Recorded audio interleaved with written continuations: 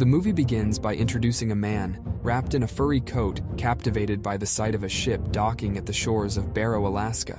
It's the depths of winter, and the sun has forsaken this icy town, heralding the start of a month-long polar night. This evening marks the beginning of 30 days of unbroken darkness, cutting off the city's connection to the outside world. People must either prepare for the impending loneliness or escape. Barrow Sheriffs Billy Kitka and Eben Olson found several burned phones hidden in the snow.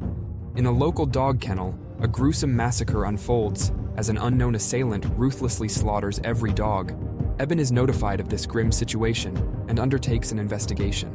Meanwhile, Eben's wife, Stella, employed by Alaska's fire department, is in town for the day, though she hasn't disclosed her presence to Eben as their relationship is strained.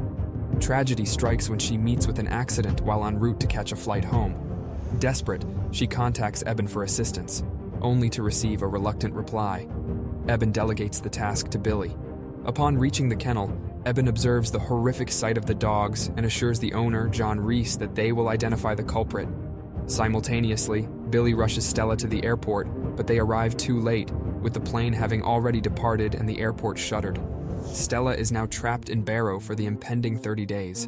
Eben visits the police station, where he encounters his younger brother, Jake Olson, and their grandmother, Helen Munson, who is stationed there. Helen informs him of a vandalism issue at the Utilidor.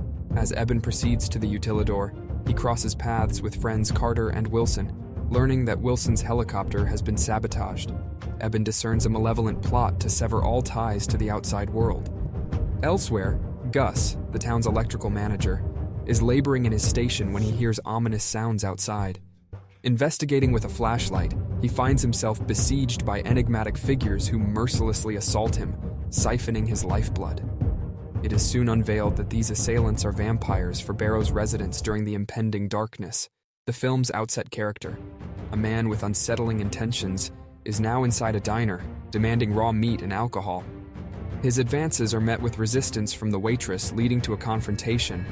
Eben and Stella are present, and as Eben intervenes, the situation escalates, culminating in the man's arrest. Eben and Stella transport him to the police station. Elsewhere, 3 refinery workers are returning home after their shift when a vampire ambushes one of them in a shadowy alley, leaving the others oblivious to the gruesome event. The lifeless body of their comrade is tossed before them, and as one flees in terror, the remaining man is left to confront the approaching vampires. Back at the station, Eben attempts to interrogate the enigmatic detainee, who remains unresponsive.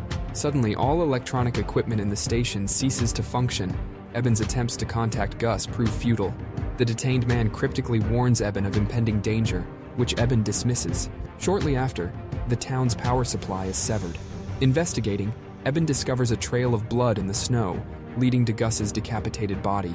Alarmed, he alerts the townspeople to stay indoors. Meanwhile, John and his wife, Allie, are preparing dinner when a vampire breaches their home through the kitchen's window. The vampire seizes Allie and absconds, leaving John injured futile attempt to save his wife. Back at the station, the enigmatic detainee assaults Jake, prompting Eben to shoot the assailant's arm. Eben believes the detainee possesses knowledge about Gus's murderer, but the detainee remains tight-lipped. Eben and Stella embark on a mission to uncover the truth. Their journey takes an ominous turn as they encounter a relentless vampire pursuit, which they narrowly escape.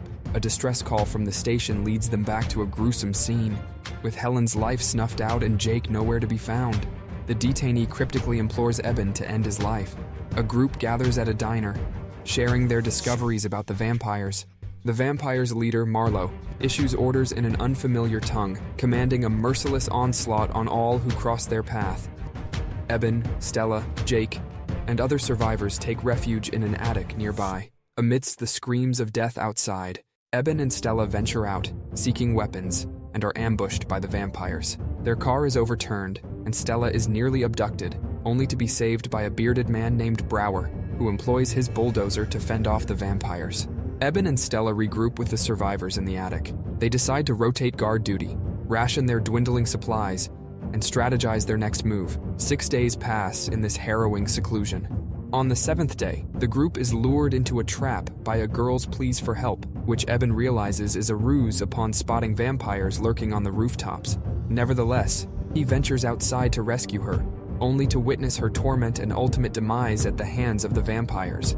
As he prepares to return, a voice calls his name, and he spots John cowering in a corner. Eben attempts to aid John, but he's met with aggression. John, tragically transformed into a vampire while attempting to save his wife, lunges at Eben, attempting to bite him. With no other choice, Eben severs John's head using an axe. Exhausted, he retreats to the attic and drifts into sleep. Meanwhile, Wilson's father, afflicted with dementia, flees in search of his deceased wife. Despite Wilson and Stella's attempts to calm him, the elderly man escapes through a window. Ignoring Stella's pleas to stay inside, Wilson dashes out after him. Amidst the chaos, Eben awakens.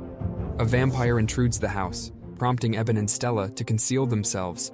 Just as the vampire nears them, Wilson's cries divert its attention. Outside, the vampire discovers Wilson and eventually takes his life. Eben and Stella retreat back to the attic. In the attic, 18 days pass, leaving them with dwindling supplies and fading hope. They resolve that during the next hailstorm, they will venture to the store. Luckily, on the 19th day, a snowstorm strikes. Carefully, they trek to the store, gathering provisions. There, they encounter a young girl feeding on a corpse. The girl attacks Carter, but with collective effort, they fend her off. Jake beheads the young girl. Upon their return, they find themselves stranded in the store as the storm subsides. Their only refuge appears to be the utility room in the nearby police station. Stella enlightens them, explaining that vampires cannot endure sunlight, hence their nocturnal attacks. Jake recalls his grandmother's UV light, used for growing plants. Eben formulates a plan. He decides to lure the vampires away by confronting them with the UV light, while the others seek refuge in the police station's utility room. Armed with an axe, he sprints towards his grandmother's house, drawing the vampires' attention. As he starts a generator, the vampires surround the house. Marlowe commands his girlfriend, Iris, also a vampire, to eliminate Eben. Yet, Eben anticipates her attack, directing the UV light at her face, burning her horrifically. Eben becomes aware that the vampires intend to disable the generator. He escapes through the back door. All the vampires pursue him except for Marlowe, who stays with Iris, struggling. He decides to end Iris's suffering by killing her. Meanwhile, the rest of the vampires chase after Eben. Seeing Iris fight for her life, Marlowe takes it upon himself to kill her. Brower then instructs Eben to divert the vampires' attention. He uses a bulldozer to attack the pursuing vampires. After a brief skirmish, he lures them into a building and ignites an explosion, sacrificing himself. Eben manages to reach the police station safely, where he learns that Carter has been bitten by a vampire and is transforming. With no alternative, Carter suggests that Eben kill him. They go into a room and Eben beheads Carter. Only 5 of them remain, and survival seems plausible. It's the 27th day and they have enough food for a few more days until the sun rises again. Suddenly, they spot someone from a nearby house, signaling them with flashing lights. Eben assumes that someone is trapped there and with Stella, goes to their rescue. To their shock, they find Billy there. It's revealed that Billy, with no hope left, tragically killed his wife and 2 daughters. When he tried to end his own life, his gun malfunctioned. After reproaching Billy for not saving his family, they cautiously bring him to their hideout. Upon arrival, they discover that everyone else is missing, likely having gone to the utility. The trio decides to head there as well. In the midst of their journey, Stella spots a little girl in the snow, about to be attacked by a vampire. Eben urges Stella to ignore the girl, but she can't help herself and rushes to her aid. The vampire follows them, prompting Eben to instruct Stella and Billy to flee with the little girl while he distracts the vampire. All 3 run in different directions. Eben manages to reach the utility but finds Stella and Billy missing. Billy eventually reaches the utility, but a vampire infiltrates as well and attacks him, biting his neck. After a grueling struggle, the 2 men succeed in killing the vampire by shoving him into a meat grinder. Unfortunately, Billy's hand is accidentally severed in the process. Eben notices that Billy has been bitten and reluctantly beheads his friend with an axe. It's now the last night of the 30th day. If they survive this night, they will be free the next day. Some group members begin celebrating while Eben observes Marlowe and his vampire companions gathering through a window. Marlowe explains that their ability to survive depends on leaving no evidence behind. He commands them to set the town on fire. Just as Eben fears his wife is dead, she contacts him through a walkie-talkie, revealing her hiding spot under a car in the snow. Eben promises they will watch the sunrise together.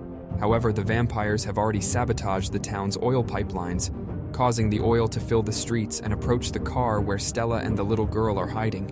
Realizing there's no way to save her without risking her life, Eben takes some of Billy's blood with a syringe and injects it into himself, knowing it will turn him into a vampire.